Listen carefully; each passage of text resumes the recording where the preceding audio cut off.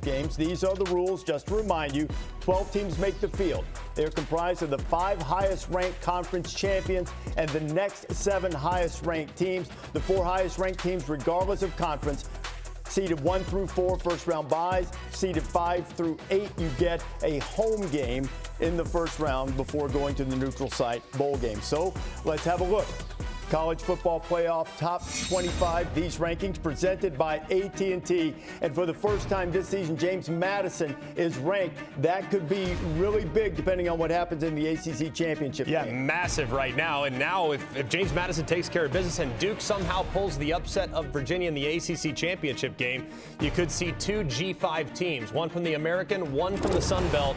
They're in the college football playoff. And if you look at what Coach Chesney's team has done, they have been fantastic. That one loss coming against Louisville, another ACC team, but they have been dominant.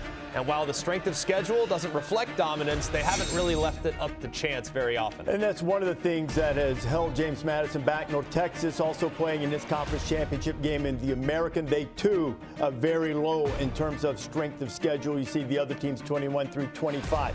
Now, Tulane is in the American Championship game as well against North Texas. They are up 4 spots all the way to 20. And you see Virginia is going to the ACC Championship game at number 17. Been so impressed with what Tony Elliott has been able to do with this Virginia team and winning the last couple games when they had to get into the ACC Championship game against Virginia Tech. They left no doubt that they were the better team. And then looking at Tulane sitting at number 20, that's huge for the American. Now whoever wins that game between Tulane and North Texas, they're absolutely going to be one of the top 5 conference champions in rankings. All right, let's start counting them down because this next group is going to show you where the cut line is and also where the pecking order is. Utah finishes with 10 wins, but they're down 2 spots. The run would seemingly be over for the Utes in terms of trying to get into the college football playoff. Number 14. The Vanderbilt Commodores, also 10-win team, only 2 losses on the road at Texas, at Alabama. You know what's amazing to me is everybody keeps beating the horn and talking about Texas, Texas, Texas. Well, if you like Texas, you got to love Vanderbilt at 10-2. How they played. Diego Pavia should be in New York for the Heisman Trophy. Clark Lee gets an extension. This is a team that's on the rise, and they're playing as good a football as anybody in America. Vanderbilt with an historic season. Pavia likely to go to New York. He might win the Heisman Trophy, too. I mean, I think there's a very good chance of that. Number 13. The Texas Longhorns, after that great win against A&M, and they beat Vanderbilt head-to-head, they're a spot ahead. Yeah, and if you look at their strength of record, sitting at 12, game control 17, they've played with their food a couple times. Kentucky comes to mind. Mississippi State comes to mind. They didn't look good in the first half of the season, lost to Florida. Steve Sarkisian makes a compelling argument. On their best day, yes, they can play with anybody, A&M, Vandy, Oklahoma, but on their worst day, they can also play down to the level of competition. I think the committee appropriately places them at 13. At number 12, 1 spot ahead of the Longhorns, the Miami Hurricanes. Now, we wondered if there would be course correction, that Miami would get a little closer to Notre Dame. That hasn't happened. So the Hurricanes sitting there at 12. And Mario Cristobal at Miami got to be feeling like, oh, here we go again. Deja vu, 10-2 again, and we're going to get left out, especially with the win over Notre Dame, who everybody loves, including this committee.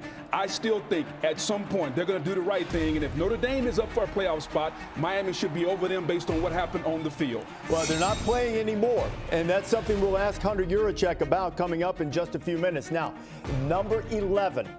Number 11 is the cut line, one would think, and it's still BYU. Now, look, BYU fans have said they aren't getting their due as an at-large team, but BYU can simply beat Texas Tech, and then they earn their way into the field. Yeah, they get their shot, and they played Texas Tech this season. They lost, didn't play great, turned the ball over 3 times in that game, and that was their only loss of the season.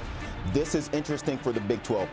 If BYU can beat Texas Tech, all of a sudden the Big 12 is getting 2 teams in at that point, and they could steal one of those spots from one of the other teams that are sitting there on the cut line, hoping to get in. Big game for BYU. Okay, so if you follow the basketball tournament or follow the season, bubble teams. So who's sitting right on the bubble right now? And if you also watch odds makers who do such things, perhaps we're looking to see if there's a change here.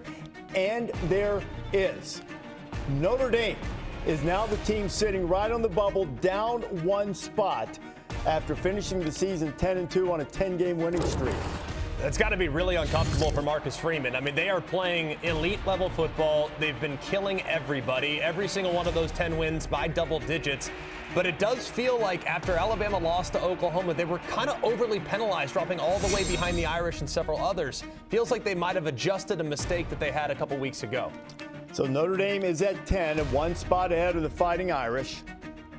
Is Alabama. After beating Auburn, they go up one. Now, this comes down to the classic metrics versus football judgment evaluation. Alabama clearly has the better case over both Notre Dame and Miami by metrics, but it's not a crazy thing to look at Notre Dame and Miami and say, I think they're a better team than Alabama. Yeah, especially the way Notre Dame has been playing, and Greg mentioned it, the way they've been blowing people out. I'm surprised to see Notre Dame drop one. But again, we will see Alabama play against Georgia this weekend and see what they are. But I'm surprised to see that switch. It will be interesting to see. Alabama has another game to play.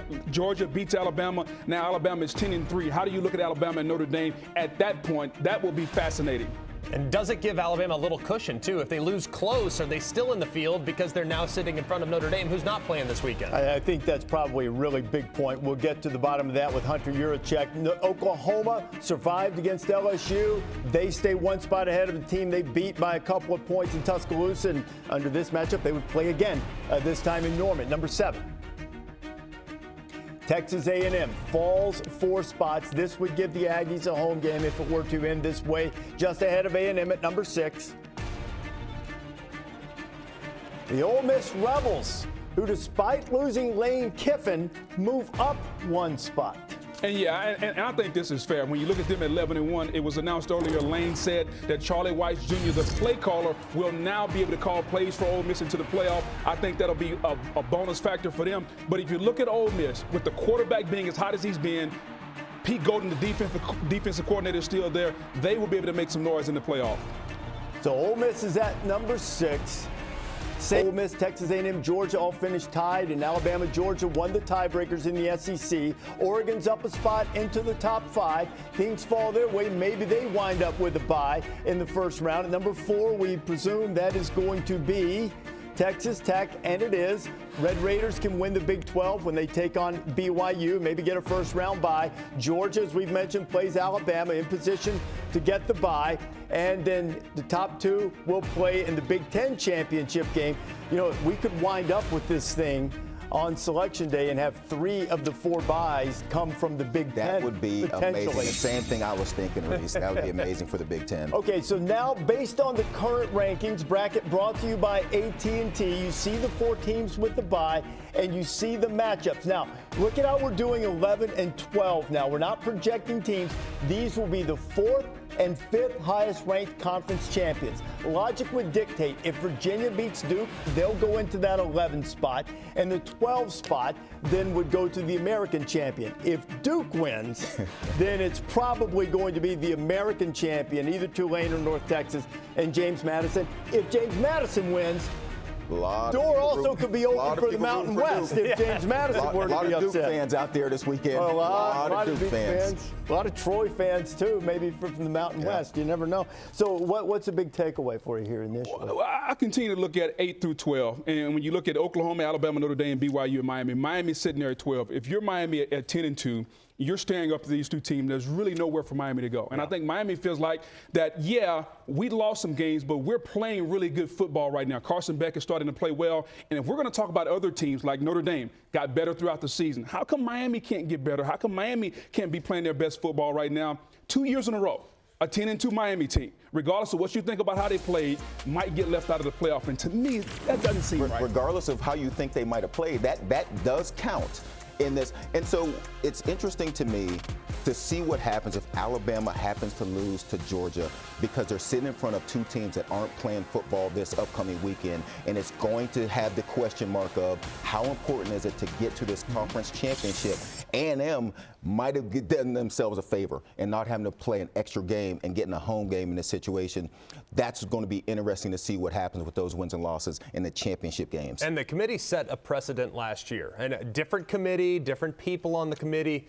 This exact same scenario, we sat here last year, talked about SMU. Yeah. SMU had to play on Conference Championship Saturday. They lost that game to Clemson. Clemson won the ACC. what was going to happen with SMU. Would they drop behind Alabama, Ole Miss, Miami, and South Carolina? That was the big question. Who would get in? And the committee did not penalize the team that was required to play that 13th data point. So I think at this point, based on what we saw tonight, assuming Bama doesn't get steamrolled by 28 points, 21 points plus, I think Bama's in the field, regardless of the outcome of Saturday's game. They can only enhance their resume with a win against Georgia for the second time and possibly get all the way up to the point where they're in the 5 spot, which is much coveted, naturally a home playoff game, maybe even a first-round bye. I mean, that's what it looks like right now, and it also looks like the reasoning for doing it. I'm really fascinated to hear what Hunter Yurachek says was the thought process behind if it's course correction or if it's, if it's something maybe that I've brought this up a lot of times. Sometimes it only takes 1 or 2 people to change their mind if the debate has been heated in the room. It could also be interesting, Rece, when you mentioned the Big Ten.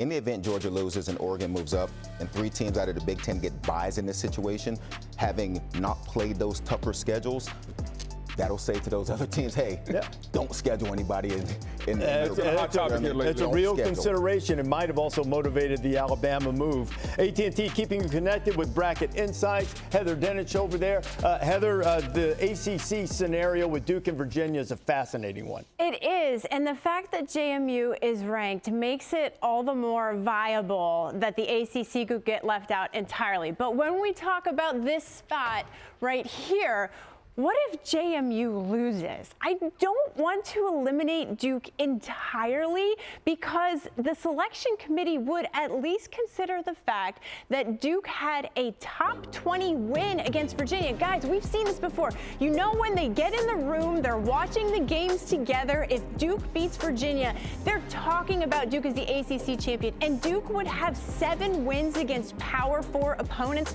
No other group of 5 in the conversation would be able to say that. So while this is extremely significant, I wouldn't rule it out. A couple other things that I'm watching is BYU in the Big 12 is such an X factor in this because if BYU beats Texas Tech, Notre Dame is probably going to be out. That's the way the math is going to work. But here's the other really interesting thing. And you talked about last year them saying that they're not going to move teams around, right? But if BYU moves out, by default, Miami's going to bump up a spot.